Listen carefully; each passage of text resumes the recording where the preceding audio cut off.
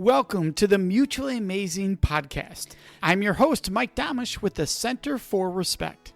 The episode you're about to listen to was recorded when this show used to be called the Respect Podcast, so you might hear that mentioned during this episode. Well, let's get to the show. And yes, welcome to this week's episode. This week is, as you know, I love to have friends on, and this is someone I've known for a long time. We used to share a mastermind together, and that is Ty Bennett. He is a successful entrepreneur, best-selling author, host of the Relevant Leadership Podcast, and a keynote speaker that works with leaders from companies around the world. Ty, thank you so much for joining me today.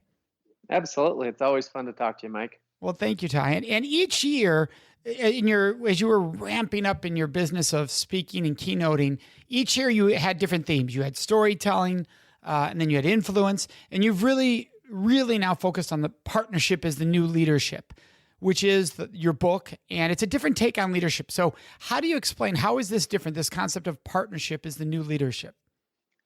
Well, I think that as leadership has evolved and as our economy has evolved, you look at the changing workforce, you look at what people want now and what engages your people. I think the old adage that leadership is based on title, position, and authority, and whereas leaders we default, unfortunately, to leading from that positional point and using that as a leverage point to get people to do what you want. I think that doesn't work in our world today. I think that if we want our people to be committed and to be engaged, and what actually led me to writing the book, I did a survey of about 5,000 leaders asking them what they want from their people, and 76% came back and they want commitment, right? That we want our people to be committed. Maybe some people would call it engaged. Some people would say they want their best, but we want people to show up and be committed. And when you look at what really drives commitment, more than anything that we have control over from a leadership standpoint, is people are committed to people. And so how we show up for our people, and I like to think of it as a partnership, because if I show up in a certain way as a leader and I build a relationship and I give my people a voice and I empower them and I have open dialogue and communication, and they feel my level of commitment to that partnership, they're going to show up differently as well. What's the biggest pushback you get here? Because as you know, you and I both know from working with companies and organizations, there's a lot of traditional people that believe in hierarchy. And they believe that hierarchy has its role, helps people understand their place, allows things to happen quickly. So when you get that pushback from people going, whoa, hey, everybody is not going to be on the same page here. There's hierarchy for a reason. Look, when you're in the pit and you need to make a final decision, you need to know who to turn to, or the whole group does. How do you respond to that, Ty? I'm not against hierarchy. I think that organizational charts can exist, and many organizations I work with operate differently in those regards. But as I get with leaders, if you really have the conversation, I think innately we understand that people are going to be engaged at a level, or they're going to stay. I mean, you could look at this from just a retention standpoint. When they're in a position where they feel valued and they like the people they work with and work for. The old saying would be that people join companies, but they leave bosses, right? I mean, we've heard that. Absolutely. You don't leave jobs, you leave people, right? Yeah. And statistically, that bears out when you really look at it.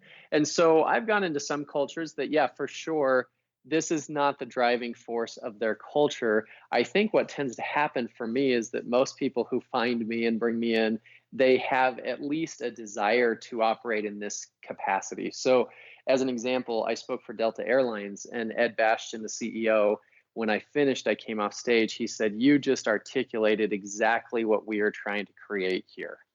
And I love Delta as an airline. I fly with them quite often, but I think for companies, that's what they're striving for. And hopefully what I'm trying to do is articulate not only the philosophy and the approach, but also some of the nuances and specific skills that need to be embodied for that approach to actually take effect. Yeah, I love this. When we're working with companies, one of our core values in our organization is mutuality. And it's something we teach in everything we do around the world. And really, we're saying the same thing with different language. Partnership is a new leadership. Mutuality is the same concept as mutuality. This should be a mutual experience. And it's what's interesting is both of our languages we're using, partnership and mutuality, is something that people haven't been discussing, but is at the core of understanding respect and valuing other human beings, is that you have mutual relationships versus I tell you what to do, you do it, you have no input. There's no partnership there. There's no mutuality there. Who wants to be in that besides the boss? It's so one-sided. And so when you're on stage, what is the reveal that you're providing, or when you're with audiences to help them realize this shift is needed? So I give several examples. And we dive into some specifics, and some based off of case studies, some based off of my own experience, and some based off of observed experience. There's facets to it. There's tenets to it, I guess, if you will.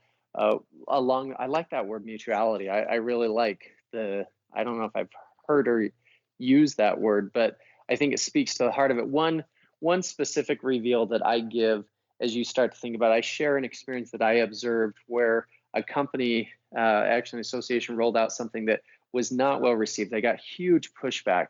And the reason they did, when you start to break it down, you start to look at what they did in putting this together, is they missed the concept that people support what they help create.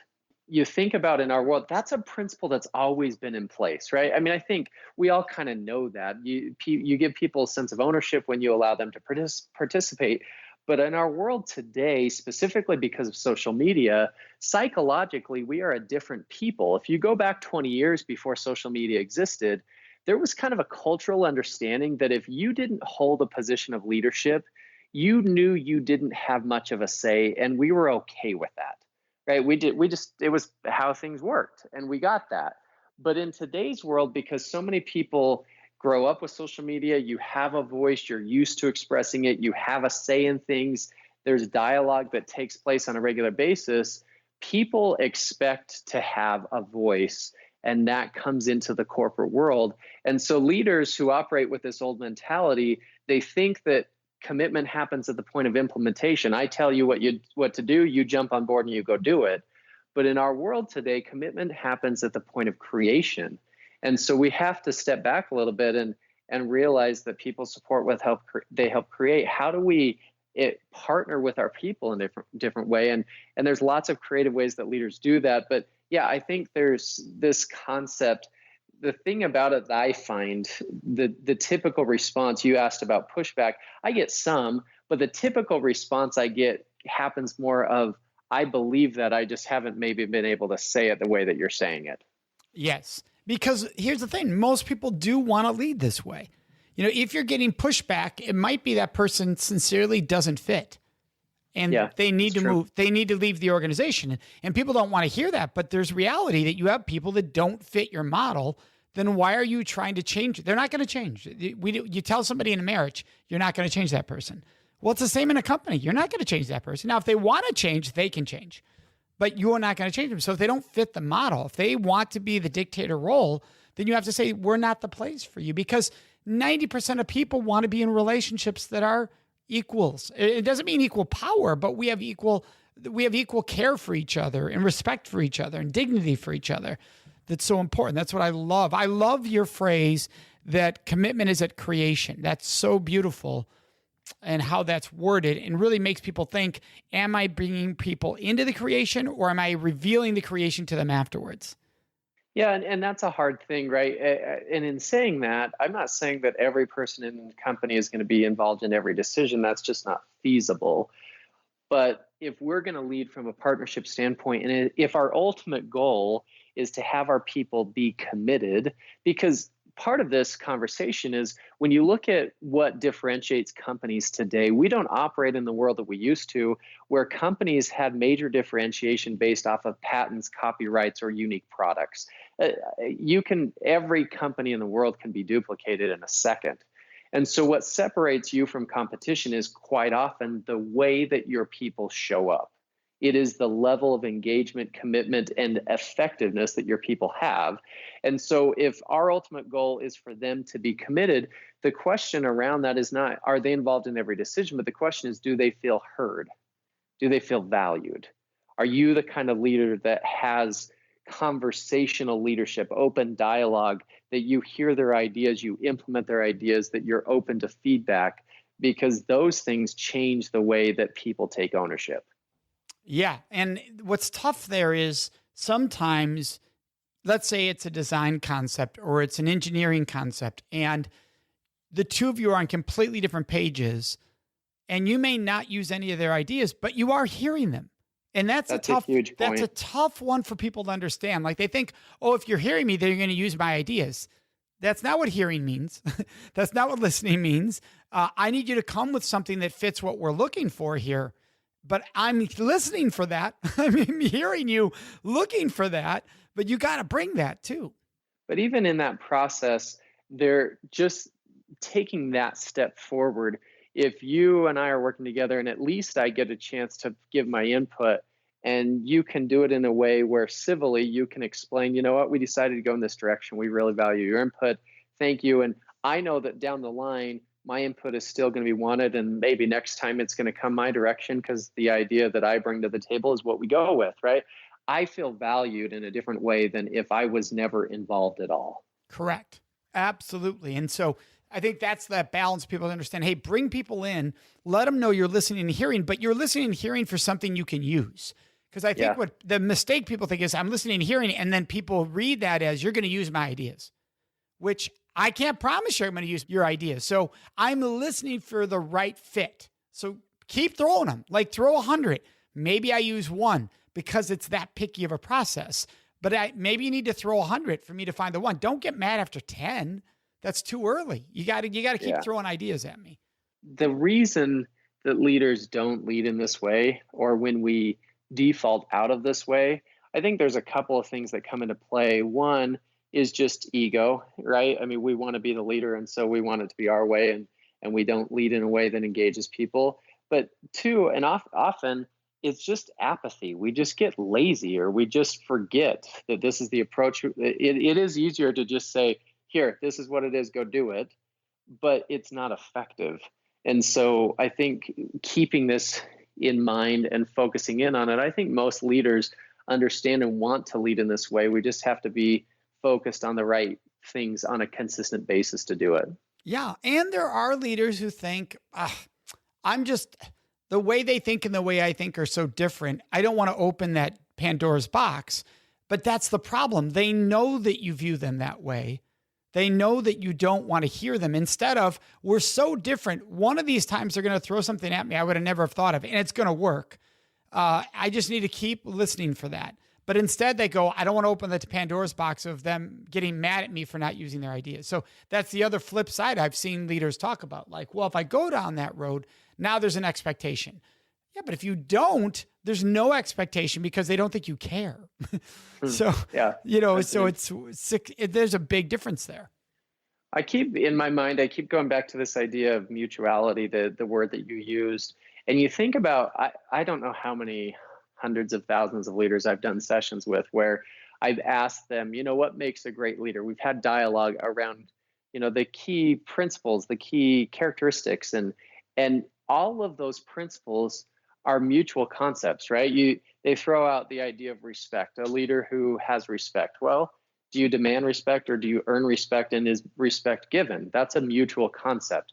Or a leader that says, I want accountability from my people. Guess what your people want from you? Accountability, right? I mean, they are all mutual concepts. It is a partnership if we do it the right way. Absolutely. Yeah. I mean, that's what I love about it. It's so interesting when we're working with companies, and, literally that is one of my focus words. Mutuality. It's one of the next book that's coming out. It is amazing how many people pause and realize, yeah, we don't use that word. And just like partnership, I mean, they're very similar in what they're saying. And so that's what I love about your stuff. You're bringing a twist to a word people aren't discussing that they need to think about, which is how leadership plays a role there. And you brought up before conversational leadership. So how does that show? What does that mean? Like, I think people hear that and think, oh, I just need to say hi to my people every day to see what's new in their life. Well, that's an element, right? I mean, you should know your people. You should have conversations that go beyond just a basic idea of who they are. And I think the deeper you get to know them, the more open and the more real that connection can be. But I look at it, I take kind of an ABC approach to what conversational leadership is. So A is the approach. I call it the 3 A's. First off, as a leader, are you accessible to your people? Right? The idea of the leader in the ivory tower who no one can talk to, it's just not where we live in today's world. And so you have to be with your people and find ways to do that. I know that we're all busy, but maybe you're, not taking lunch on your own and you're being with your people or whatever it is. So are you accessible? Second question is, are you approachable?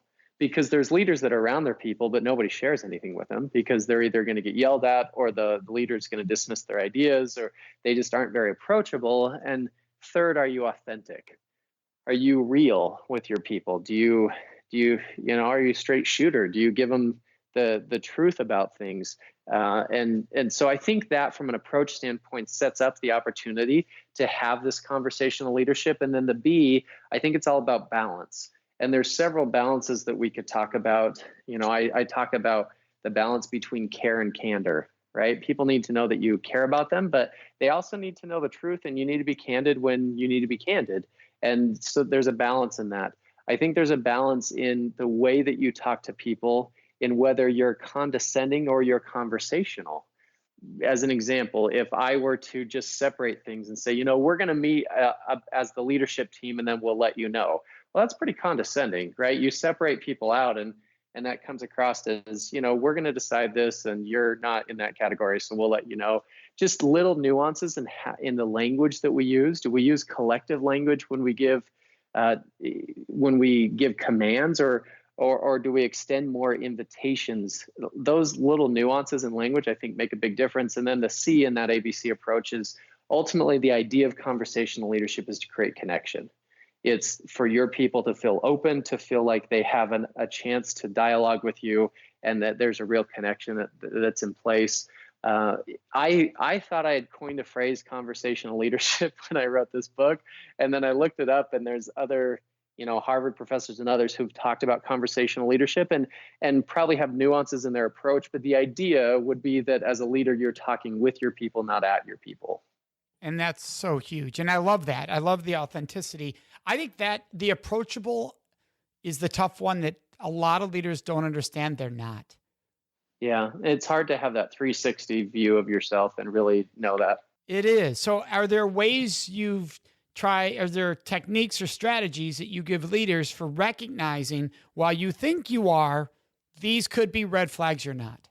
So a lot of companies, a lot of leaders will do some of those 360 assessments, get feedback from their people, whether that's anonymous or I'm working with a company right now, coaching some of their leaders, and we've gone in and done some of those things to get feedback on, what do your people think about you as a leader? What are the areas that they really like? What are the areas that they feel like, could improve, or areas that they struggle with? And it's eye-opening, right? I mean, I think sometimes we don't get that. You and I, as speakers, Mike, I think have a unique situation where often we get feedback from audiences, whether it's good or bad, that is very revealing and very instructional for me. At least I look at that and I'm like, oh, wow. And we get video of what we do on stage, and you can go back and watch it and assess it. As leaders, I think we have to work to create some of those situations so that we can get an actual snapshot of who we are and how we come across to people. Yeah, a past guest I've had on, a good friend of mine, I think you may know her too, Stacy Hunke. She that's what she does. She helps companies recognize that 360. Hers is recognizing your influence, because people think they're influential, but nobody's responding to your emails. Nobody's buying the stuff you're telling them about. You might not have as much influence as you think you do. And this is very true of leaders in this same conversation. You might not come off as authentic as you think you are. It's hard to self-assess that. I mean, because obviously we're doing the best we can. And so we think, we're doing a good job because that's what we believe is the best approach. And so, yeah, stepping back and getting that feedback, sometimes it's a little bit painful, but there's no way to learn and grow and change without it. Exactly. What do you think is the biggest surprise that when you work with leaders that they didn't recognize, they didn't see? That's an interesting question. It probably varies from leader to leader. One idea that I teach that I think is often very eye-opening for them is I phrase it by saying motivation is important, but it's overrated. And what I mean by that is I think if you think about any goal, right? If you're going after a goal, whatever it is, in this situation, we're talking about commitment of our people. But any goal you have, on one side, you have motivating factors that drive you towards it. On the other side, you have obstacles or inhibitors that keep you from achieving it. And I always ask leaders, which one's more important? And when you really break down the psychology of it, what's more important is to remove the obstacles and the inhibitors.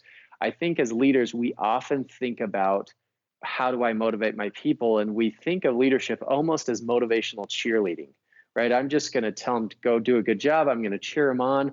But if we don't clear the runway and allow them the systems in place that they need and help them develop the skills and the tools and the knowledge that they need to be able to run, then that runway doesn't make a difference. We've got to clear that for them and focus some of our leadership at first, especially on removing those obstacles and those inhibitors. I think often that's an aha moment for leaders when you really start to assess where you're spending your time. And because we're often spending our time on the other side of the equation, just focusing on how do I motivate my people. But unless we give them the opportunity to really get after it and do it effectively, that motivation doesn't make that big of a difference. Yeah, I love this discussion. And what I love about it is we've all done this and we've all had discoveries. Now, you and I, both being our own business owners, I know I've had this, and you can tell me if you have too, where at some point you recognize, hey, I need to be doing less because it's just not productive. So I need to be doing less and letting people do that. And as you give that up, at first people are like, whoa, whoa, whoa, don't you want input on this? You've always said, no, I don't. I trust you. But it's hard for them to believe that because you haven't given that freedom prior to that moment. But once they start to really get it and realize, oh, they do trust me, to watch how they soar with their own ideas and their projects and where they take it with you not in it is amazing. And really is a lesson on most of us need to be getting out of the way, which is what you're talking, clearing that runway is something many of us do in our lives. But as parents too, we're trying to direct our kids instead of clear the path for them to run.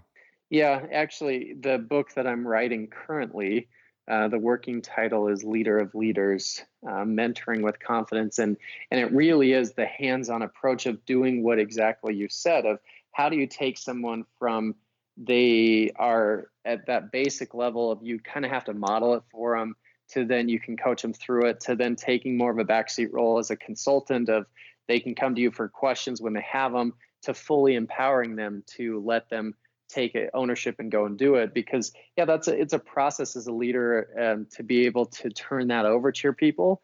But it's so important, not only like you mentioned, to free yourself up to be able to focus on other areas, but also to allow them to really grow and take ownership and take their leadership to another level. Absolutely. And you're a huge fan of books. You're a reader. You're an author. Obviously, you've got 3 best-selling books. A book outside of yours that you really love is 7 Habits of Highly Effective People by Stephen Covey. What about the book? I mean, it's such a well-known book. What about it do you love? Or does it really fire you up about it?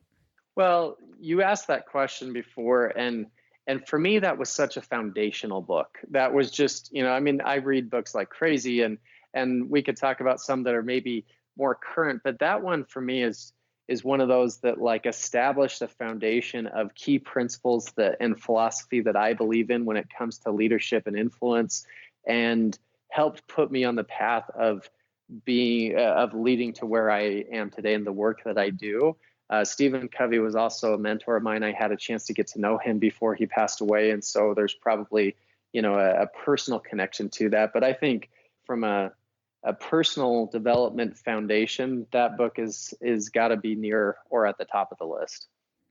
And when you write, what inspires you to write the next one? I mean, you have 3 books, you're working on another book right now.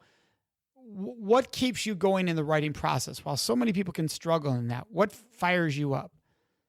Well, it's interesting because I do write a lot, but I view my natural skill set as a speaker. And that's the process I enjoy more. Well, yeah, I do enjoy more, but it's a different process to write. For me, the thing that I love about writing is how it crystallizes your ideas. It forces you to be able to put those ideas in a succinct, transferable version that people can grab onto. And so that part of it, I love to teach. I love to share things that hopefully can help people. And so, I want to continue to put out good content that keeps me relevant and keeps me engaged in the process. And so, yeah, that writing process, it's such a refining process to your ideas. I think it's a great thing for anybody to do.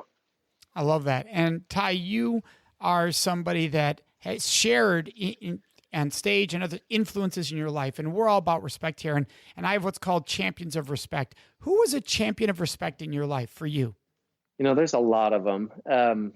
One that people probably don't know this name very well, but one of the mentors who's had the biggest, outside of my parents, probably the biggest impact on my life is a gentleman named Ulysses Soares. He's Brazilian. I lived in Portugal for 2 years, and I was serving a mission for my church, and he was the leader of that mission. And so I had a chance. He was like a surrogate parent for 2 years for me. And I had a chance to watch him lead and to learn from him and to meet with him one-on-one and to sit down with him. And he is someone that I've never heard him say anything negative about any person. He loves everyone and has a unique way of transferring that love to where he shows people that he cares about them, that he is in their corner, that he's there for them. And that doesn't mean that he doesn't, demand respect or want people to step up and do great things. But he's somebody who has taught me a lot about how to build connection and relationships and respect from a leader's standpoint. So when you ask that question, that's who comes to mind for me. Oh, that's beautiful. Have you been able to go back and spend time with him since those days? Yeah, he actually lives in Utah now. Oh my goodness, really? Yeah, which is great. He lived in Brazil for a time and is back in Utah now. And so he and I talk very regularly. We probably see each other a few times a year.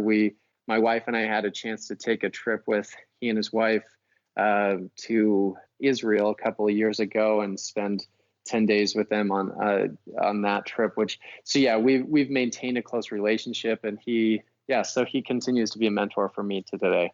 That's really wonderful. Ty, I want to thank you for being with us. For everyone listening, I want to make sure they know how to get a hold of you. And that's your website, which is tybennett.com, which we're going to have this all in the show notes. Your podcast, Relevant Leadership, all your social media, we'll have it all there. Thank you so much, Ty, for sharing your brilliance. Oh, happy to do it. I don't know how brilliant it is, but thanks for having me. Oh, you're always brilliant. Great to talk to you, Mike. Well, thanks, Ty. I mean, what you've built, for anybody listening, if you can find this all in the show notes and Ty's bio, but I mean, you in your 20s, you built a $20 million business, and now you've got a retreat center, and you're doing just so many things, continually stepping outside of a comfort zone to create something new, and it's exciting to watch. So thank you once again. I appreciate it. We'd love to hear your questions, your thoughts, and your ideas. And the best place to leave those with us is on our Facebook page at facebook.com/Mutually Amazing Podcast. Of course, you can always contact us on our website at mutuallyamazingpodcast.com.